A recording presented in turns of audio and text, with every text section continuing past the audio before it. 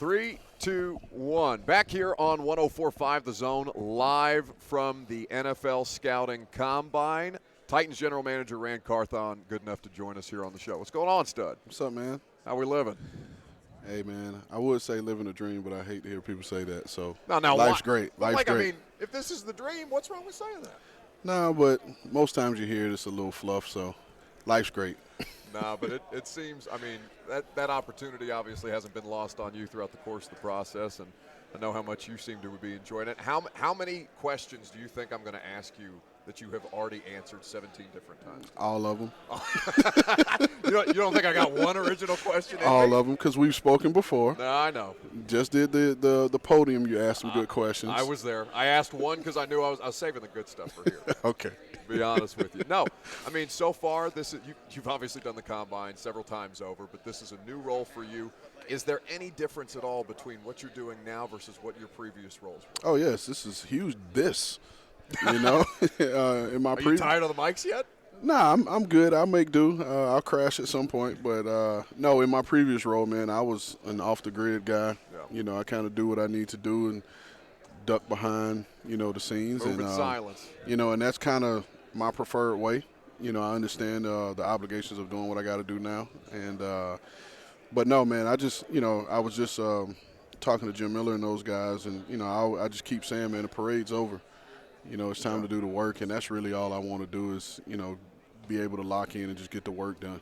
Well, I mean, the amount of support, before we talk about the work that you have in front of you, the amount of support that you seem to have here with guys like John Lynch, who was at the podium when you were wrapping up yours, shouting you out during the middle of your availability, that has to be a cool feeling to kind of see you on the same plane as the people that you used to work with and work for. Yeah, man, it's cool to, see that response. What we had in San Francisco was special.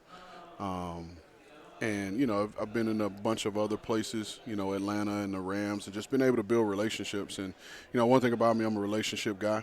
I've always had to be that, having moved around so much in my life. I had to be able to not only create relationships, but, make long-lasting relationships. And that's what this is about. So being on the other side of that curtain, and whether it's, folks in the media or just my peers now, it's crazy to even think about John in that way, but it's just the relationships and the genuine relationships I've had with people. Titans General Manager Rand Carthon here with us at the Combine on 104.5 The Zone. So now to the task at hand.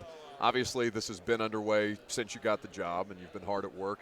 But for the process of planning out how this is going to go for you guys as an organization, the goal is to be competitive every year.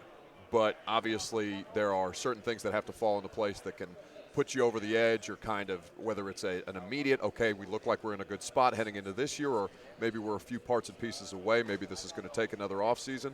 What's kind of the cost-benefit analysis that you guys are working through with that right now? Yeah, I mean, again, it's an ever-evolving process of building a roster, right? So you go from 53 guys on the active, 16 on the practice squad, season ends, and now you got to fill it out to get to 90, right?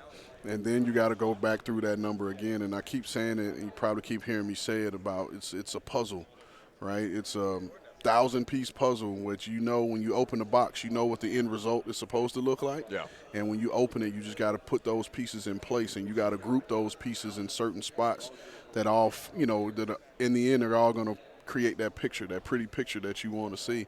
And so it's going to be a ever-evolving process, man. We're going to evaluate everything to find the best practices. I'm lucky. I'm genuinely lucky to come into a situation where Mike is established as the head coach, the vision and what it looks like to play for our organization, what it looks like. And so, again, I'm one person coming in, learning, a way, and being able to have my input on, I guess, for a lack of a better way to put it, to trim the fat. How can we improve these processes? And so I'm lucky to have, the guys that we have in the organization, in the personnel department in particular, to come into a situation and free agency meetings are already set. And so now, because I've done the work prior to coming here, I can just now sit back and listen and hear how our guys see these guys. in college meetings, sit back and allow our guys to move the board around the way they see fit. I've seen the guys, so I have my opinion. Now I get to hear their opinion. And now we're going to bring that all together, get to hear the coaches' opinions. You know, we sat through free agency meeting, heard how our coaches, and now our coaches are really deep into the college process, and so we'll cross that bridge. You know, and again, creating this collaborative environment that in the end is going to all come together and we're going to build this picture. So you mentioned the idea of trimming the fat, for lack of a better term. What was something that you came in and kind of, now that you've been on the job for a month and identified, okay, this is something that we need to tighten up, for lack of a better term? Tighten I up, didn't even baby. mean to. Yeah, you did. That was the first pun. time. It's that been was the pun. 7 years since I've been doing this job. I haven't made Nope. the tighten up mistake once until just now. Got me shook. There it is. No, I wouldn't say there's any one thing in particular in terms of trimming the fat. But, the one thing, these scouts have done a lot of work, leading up to this process. And so you want to give them the ownership, especially in this phase, to be able to be a part of, speaking their piece and, creating like the environment of our meetings, right? The meetings we just had. It was conversational in tone, but everyone went around the room and spoke. In free agency meetings, we got to a point where I was like, hey, man, Brandon Taylor, you're DJing today. And so we put music on as we're watching the tape, as we're talking through these guys to just, foster that environment. The decisions that we have to make, the work that we do, it's tense enough. Let's lighten it. We can have fun, but still work our behinds off. I'm trying to be mindful of my words. That we can still, work our behinds off and get it done while having fun. That's such. I mean, I don't imagine it's a unique approach necessarily because everybody's got their own vibe. But I associate football people with being insane, basically, because of the dedication that you have to this job, the amount of control that you have to have over, or try to have over, everything that's going on, and that just, that almost seems counterintuitive, based on the amount of people that at least I've been around throughout the course of my career, and it seems like that's been a successful avenue for you so far. Yeah, I mean, again, you go back and. There's a million different ways, and in my experiences, I've seen it done in different kinds of ways. And again, everybody knows I like to have fun, and we're going to have fun. I work hard, I work very hard, but in the same time, I can have fun while I'm working hard, and so that's what we want, I mean, now you look at practice. You look at practice. They're playing music at practices now. Yeah. Right. That doesn't take away from the work. Unless you're Mike Tomlin. Mike T doesn't mess with the music. Well, again, and he's been successful doing it his way. But you can play music at practice now and still get quality work done and win games. And so why can't we play music in meetings and still get quality work done? Sure. Titans GM Rand Carthon here with us on 104.5 The Zone. So now that you're more front-facing, obviously fans are going to identify more with you. They're going to hang on basically every word that you've got because that's the time of year that we're in. And fans and media like to toss out words like tanking in ways that I don't think football people use, because you laugh, and I want to try and articulate for the audience the difference between how football people approach this and how it's discussed in an off-season, regardless of who the club is. My response to that will be, can you imagine a conversation where I walk into a room and ask Mike Vrabel, is there a way that we can tank this year? That's not how Mike's wired. Mike's a winner. Yeah. And so regardless of what's going on around us, who's taking the field, the objective is to always win. And so I wouldn't even – first of all, that's not who I am. Second of all, I would never approach, Mike with a thought of us potentially tanking. With that being said, where does Malik Willis kind of factor into all of this? Because you've gotten a lot of questions about Ryan Tannehill. Malik's situation is it's not going to stop. By the way, I mean that. It's just I just want to say when it comes to Ryan, like Ryan's done a great job. Ryan's won a ton of games. I already saw a pass on one of the screens,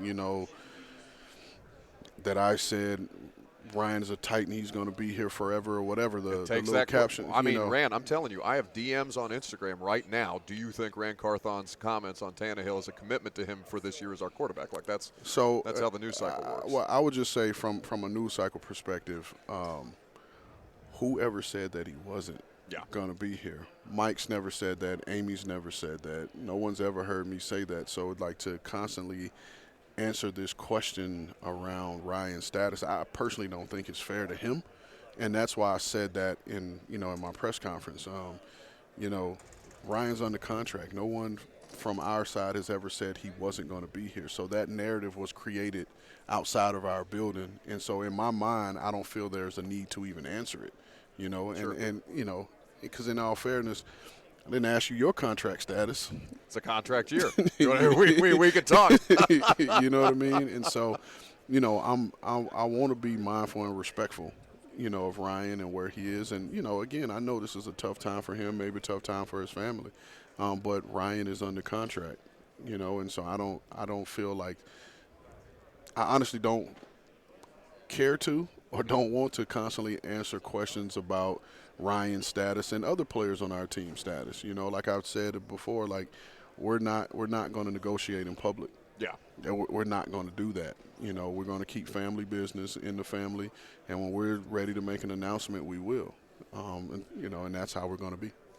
Titans general manager Rand Carthon been kind enough to sit down with us here at the Combine. Always a pleasure to catch up. I know it's a part of the obligation, but we do appreciate it. I appreciate you, man. It's fun, always. Rand Carthon there with us on 104.5 The Zone. Perfect.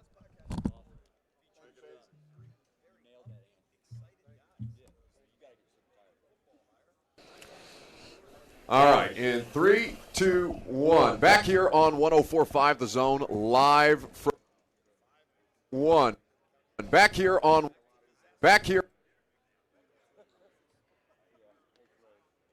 Zone. Perfect. The Zone.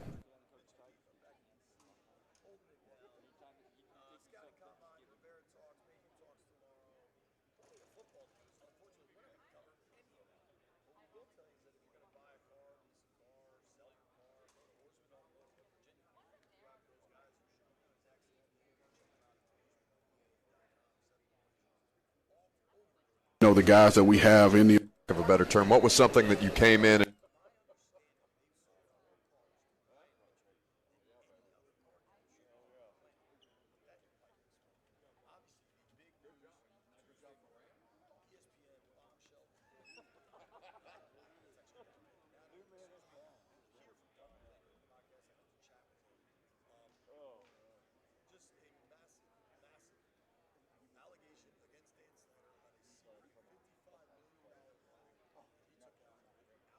We're splitting the play-by-play duties. So, and Will Bowling, we're splitting.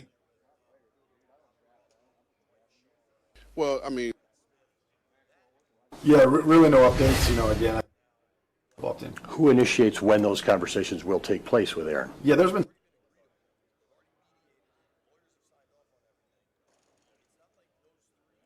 But hopefully those things will happen soon. Do you want him back? Yeah, there's been some contact back and forth. Obviously, he's had some things on his plate, but hopefully those things will happen soon.